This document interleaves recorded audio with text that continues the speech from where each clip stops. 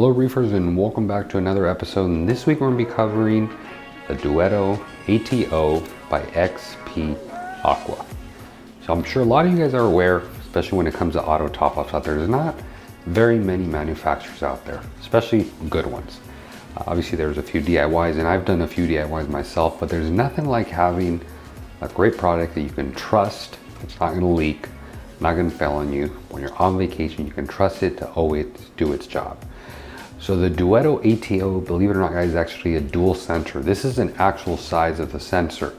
For you guys that aren't aware, in saltwater tanks we need to replenish water that evaporates with fresh water, not salt water, because obviously salt doesn't evaporate. So companies like XpAqua develop obviously a sensor and a pump that's able to push water from an ATO reservoir, auto top-off reservoir, into your tank. And that's where this product comes in. So it's very simple, very straightforward. Obviously there is a sensor, there's two sensors. That's one of the great features on this. Not only does it have the main sensor, but you can see here on the very top, it has as well a fail-safe sensor. So aside from that, there's a sensor, the main controller. This is what pretty much determines everything. Obviously a power cord, and you have the DC pump. There's also a check valve and a mounting system for the included tubing they give you. And as far as the check valve goes, guys, typically you want to install the check valve if your ATO reservoir, if the water level is higher than the sump that it's dumping the water in. Because obviously the last thing you want to do is to start a siphon, the pump shuts off and water keeps going because gravity takes over. That's where the little check valve here breaks a siphon. I honestly don't even think it should be called a check valve, but it breaks a siphon and allows the water to stop flowing. So as you guys can see, you're gonna have to remove a little piece of tape, set that aside. You're gonna open it up. So this is gonna be the little holder for the hose. Now you're gonna notice you can actually reposition this to be either on the top or reposition it here on the side. Now again, this is the holder that is supposed to hold the hose. It'll make a little bit more sense a little bit later. So here you have the pump. Now as far as the siphon breaker, that's what it's called, the siphon breaker. There is a proper and an improper way of installing it. Make sure you guys read the diagram. And if when you install this, if you notice water dripping out of it, that's perfectly normal. Water is supposed to drip out of it. So you're gonna wanna have this as close as you can to the auto top-off container, so when water is leaking, it's not getting on your floor. There you can see a little bit better the siphon breaker, followed by this little DC pump. You guys would be amazed at the head pressure this thing has. This thing can lift water, I believe, up to 9 feet. So for you guys that have all-in-one systems, you shouldn't have any issues running this DC pump. So the next thing you also have is obviously here the main controller unit, followed by the sensor, the main sensor and the fail-safe sensor, because as the Duetto name suggests, it has two sensors. So believe it or not, this tiny little, well, this is a magnet piece. So this is what obviously would be mounted on the outside of your sump or tank, and this is the sensor itself. So the bottom sensor is the main sensor, and the top is the fail-safe sensor. So that obviously triggers it when it's ran too long. I believe this also has a timer. So if the pump, anytime you set this up, whenever it replenishes water for the first time, for an example, let's say it runs 10 seconds. If ever this system on the second, third, or any time in the future runs for longer than, I don't know what the window is, but let's say for instance 15, 20 seconds, it'll fail-safe off. So that's a fail-safe on the controller that I believe it has, and as well you'd have the overfill fail-safe here. And really nice of them, they include this little mounting bracket. So this little mounting bracket, you would screw it onto your stand or anywhere you're going to be mounting this, and obviously this bad boy would just clip there. A nice feature I like that XpAqua did, if ever you've ran any auto top-off controllers in the past, you notice that when the fail-safe kicks in, the only way to restart it is unplugging the power and plugging it back in. It gets super annoying and super old very quick. With this bad boy, all you got to do, press that button and you're done. It resets. So very simple. You don't have to disconnect any power. So this is going to be your power supply. This is obviously what's going to connect to your power, and this is what's going to be giving power to the main control unit here to obviously power your sensors and the pump. And then the last thing you have in here, or one of the last things, they give you plenty of hose. So if you guys have an all-in-one where your line is running from the bottom all the way to the top, this should be plenty. And lastly, you're going to be greeted with the manual that no one ever reads. I'm just kidding. You should read it. You should read it, especially when you're connecting the power and the sensor. Although I don't think you can plug it in wrong because there are different size pins. You still want to make sure, and I'm pretty sure there's a diagram for that. Yep, you can see the diagram right here. So be sure you do read it. Again, also be sure the siphon breaker is installed the right way. There's actually an arrow. It's going to be very difficult for the camera to pick it up. Okay, you can probably, it's hard to see the arrow, but trust me, there's an arrow right there. When you're holding it in front of you, you'll see the arrow. So aside from this, guys, again, make sure you have all the parts listed here in the manual. Make sure you briefly read through it so you can realize and know its features and how it works, and when it's beeping, what are the causes, so on and so forth. Actually, here you're going to be able to see the LED indicators and tells you what's going on, if there's ever a troubleshooting issue, or if there is an issue, what can possibly be the issue. I've never had an issue with it, so it's very simple, straightforward. What we're going to do now is showing you guys how to install it in your setup. So when installing this reservoir, you want to make sure you put the sensor in a location where the water level, how do I word it? The water level changes as water evaporates from in the tank. So to give you an example, if I put the sensor in this chamber, being the refugium, a lot of water would need to evaporate from this system before this water level even fell. So typically what you want to do is you always want to put it in your last chamber. Your last chamber being your return chamber, because that's your chamber that's really sensitive to water level. It's one that reacts very, very quickly. And obviously for your auto top off to work correctly, you're going to want it in a very sensitive area.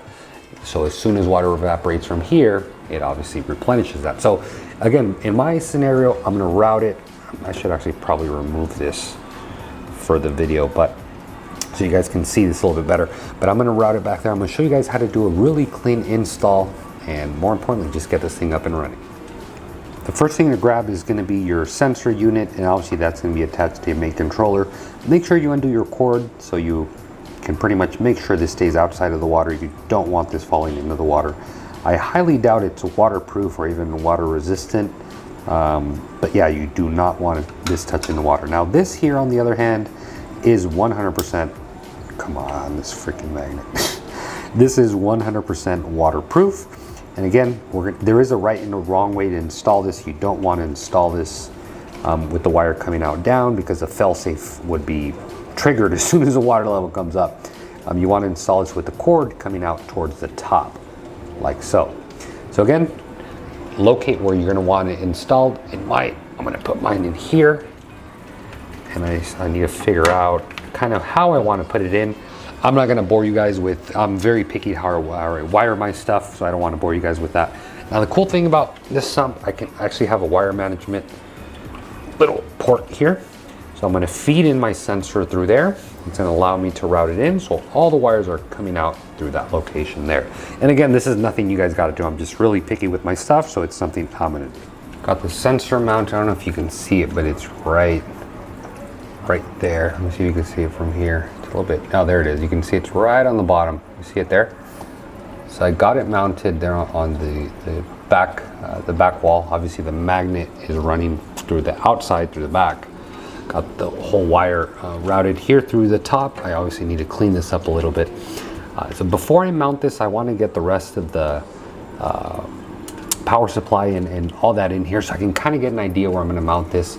Since this is not something you mess with all the time, it doesn't, at least for me, let me make sure it doesn't fall anywhere. It doesn't need to be, in my opinion, somewhere where it's visible all the time. Why? Because again, you don't need to be tinkering with it all the time. So I may put it there on one of these two beams. I actually may mount it here on the top, like that. I don't know yet. Not till I get the rest of the power supply in. I'm gonna see how much wire there roughly is and how much I got to work with. This is what the power supply is. So the power supply, you're obviously gonna want to connect it to power. Make sure obviously the cord doesn't touch the water. I'm actually gonna make sure this is off. Okay, it was on right there. Oh crap, I was kind of afraid of this. Why don't they make these with a little bit more, obviously not their fault, but the power supply company, why, not the power supply, but the power strips, why don't they make them with more spacing? Actually this will be an easy fix. It's not that big of a deal. I'm gonna have to get a Y adapter, like here. So you plug the Y adapter here and then it comes out to 2 outlets. So what I'm gonna do there, I'm gonna run this on the Y adapter and that on the Y adapter so it doesn't take up that much space. But for video purposes, what I'll do, let me disconnect this. Just again, this is for video sake, so you get an idea of how to install it. I'll worry about my wire management later. Power off. Okay, power's off. Okay, so you plug that in, obviously you got this really long cord that you're worried about. So make sure guys, before you plug this in, make sure you check the diagram of where it goes plugged in. Let me go do that real quick and then I'll plug it right in. Got the power plugged in. One thing I noticed, the power, first of all, goes on the left side, but even if you try to put it on the right side, it won't go in because the pin is so big. I mean, I'm sure if you use brute force, you'll make it go in, and by that time you broke the whole unit. So it's really good they did that, because even if you kind of try to put it in the wrong place, you won't be able to, because again, it just won't work. So what I'm gonna have to figure out right now is I'm gonna figure out off camera my whole mounting. I'll come back, give you guys the tips and what I use to mount it, because I still don't know what method I'm going to use to mount it. As soon as I get that done, I'll let you guys know exactly what I did to make it obviously a lot easier for you. So for you guys out there wondering what the Y connector looks like that I pointed up there, this is a great tip, not only for this, but for you guys just trying to manage your wires, manage your outputs, especially big bulky ones that power supplies are on the connector side, like those two. This is a great option. Obviously you connect one side into your strip and the other two you're able to route them. In my case, it's going to go behind the tank so you'll never see them. Just thought I'd share this I got on Amazon. I think you just type in Y power strips or power extensions. If I find them, I'll put a link in the description. So once you got pretty much your whole thing wired, I'm going to show you guys a little bit how it came out. But it's a good time to install, obviously, your hose. You're going to figure out they give you plenty of it. You're going to have plenty of length left over. And also this mounting bracket. If you don't need the mounting bracket, obviously you don't use it. But it's very good because obviously it keeps your hose in place. A quick tip, guys, you can obviously mount this piece here either on the top or the way I have it. When you do mount this, guys, when you run the hose through it, I don't know if there is a right or wrong way of doing it, but you can see it has an opening here on the bottom. If you turned it, it'd be on top. You can see it there. It's kind of where it slides in and out. What I recommend doing, guys, make sure that the opening is facing the bottom. So if I was installing it like this on the side of a tank, I'd make sure the opening's here on the bottom. Why? Because it's kind of hard to show you with one hand. Let me prop it up there. I don't know if you guys can see it. The reason why I say there is a right and wrong way, because when you're pushing this in, the last thing you want, obviously like this would be correct because it's applying pressure in a way that locks it. If I turn it 180 degrees, watch, just imagine my finger was the hose, okay? As I'm pushing it in, watch what's gonna happen. There you go. See, it just fell off. So pay attention to that. Hopefully I didn't confuse you guys. Try to put it with the opening facing away from where the hose is going to be going, whether you do it on top or here on the bottom. And like I said, I hope I didn't confuse you guys. It's a little bit difficult to show with one hand. But now for the hose, guys, you want to run it, I would run it in the same chamber your sensor's at, the return chamber, only because if you run it in this chamber or that chamber, it's going to take a little bit longer for the water level to rise, and by then it probably would have overfilled it. So it's a better idea to run this where you have your sensor being the return chamber. You're almost guaranteed to have no issues there. So the last few steps you're going to need is obviously get your auto top off container. You can see here I have my advanced acrylics auto top off container, again matching with my advanced acrylic sump. This one here in specific has here a location so the wires can run in and out. Not only the wires, but the tubing for the water, and then obviously this would be where you fill it with water. I guess if you really wanted, you could also fill it here, but it's very cool. They got a designated area here in the front. So what you do, set that aside. You're going to want to be sure to connect your hose. Make sure you press it all the way to the bottom here on the pump, and obviously you're going to have a cord coming out of it as well as the hose itself. Sometimes, guys, I've found it's a good idea to zip tie the wire kind of here very close to the hose, so it goes in like this. And this, you don't need to do it, but I've noticed it just allows it to stand up straight, you know, gives you a better odd of when you pull it out, you go on be fishing out the wire or the wire getting caught in another location. Of course, if you don't want to do that, you can just very simply throw it in. Now for video's sake, guys, I'm not gonna cut the final length on this because I personally don't know where this is gonna end up with this container. I may move it, so for video's sake, we'll just kind of leave it very long. You guys saw I put all the excess inside. If you want to leave it that long, there's no problem with it. You can see the wires coming out through the cutout right there. Now, as far as the siphon breaker, in my specific scenario, let me give you guys a better shot.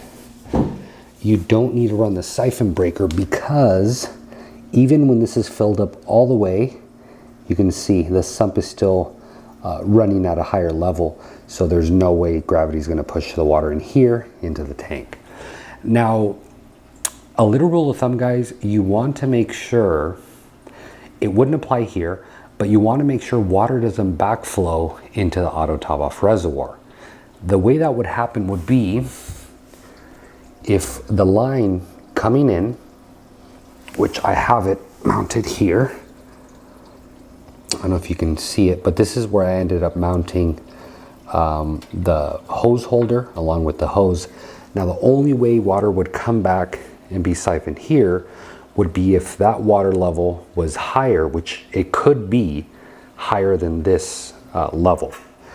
So a perfect example would be if this sump would be 100% full, and let's say the pump kicked on accidentally and it drew some water in, on the way back it could possibly siphon out.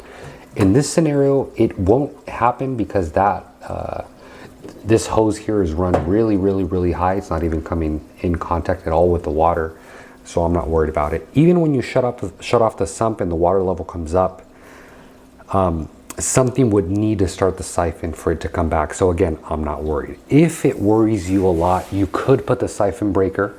Now the siphon breaker, you would install it. Remember how I told you guys it leaks water as it's running, which is normal? You would, let's assume I was going to install the siphon breaker, okay? You would install it inside the auto top off, because as it's running, it's leaking water, so you don't want it to leak water on your floor, so it would leak water in there. And again, if you're paranoid about it, just install the siphon breaker. It won't hinder the performance, it won't do anything to the performance, so if you do want to install it, go ahead and install it. The route I went with wire management, because everything's all wired up. You can see we got the pump in there, we got the tubing in there.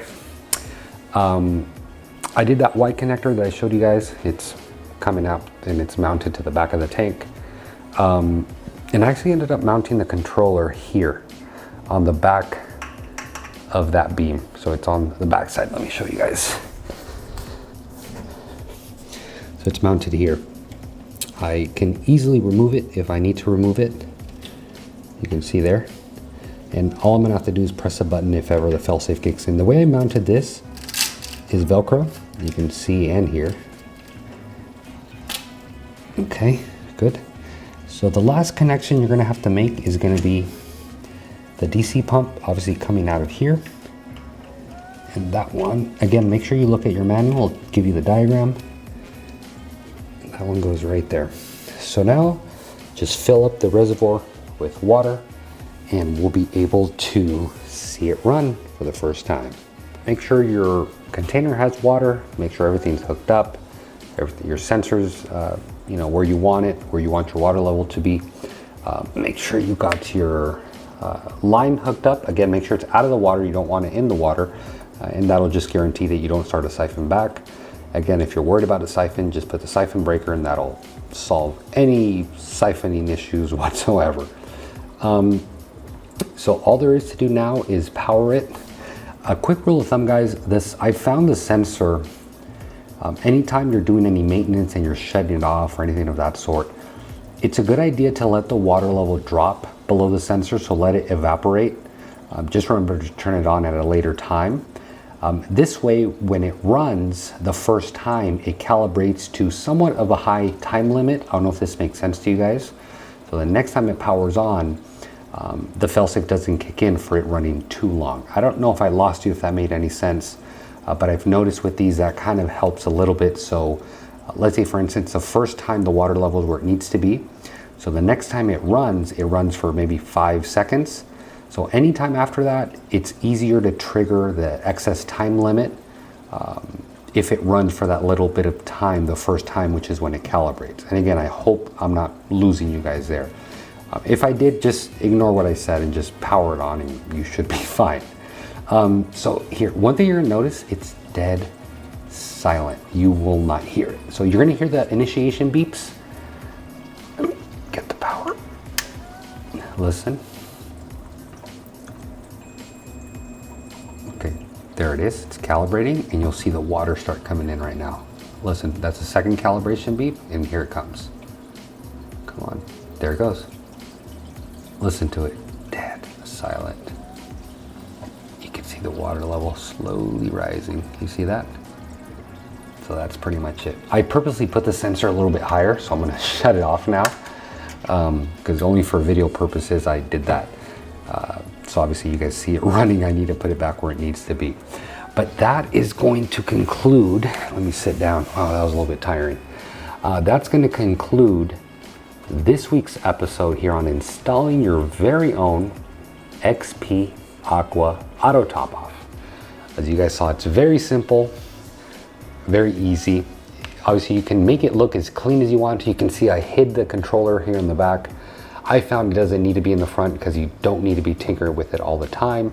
Obviously I'm going to clean up this a little bit later once I finalize my place for my auto top off container. And that is going to be it, guys. I really hope you guys enjoyed this week's episode here with the Duetto ATO. That's going to be it. Again, thank you very much XpAqua for sending this unit out. I really hope you guys enjoyed and saw how easy it is to install it. Yours can probably go in, or your installation will probably be a lot quicker. The only reason mine took me so long because all the explaining I got to do. Not to mention I'm pretty anal about wiring and making my setup look clean. So that's going to be it, guys. Again, really hope you enjoyed it. Be sure to check out XpAqua if you guys have any more questions on the product. Also, you're more than welcome to put your questions down below. I'll do my best to answer them, but thank you guys very much for watching. As always, happy reefing.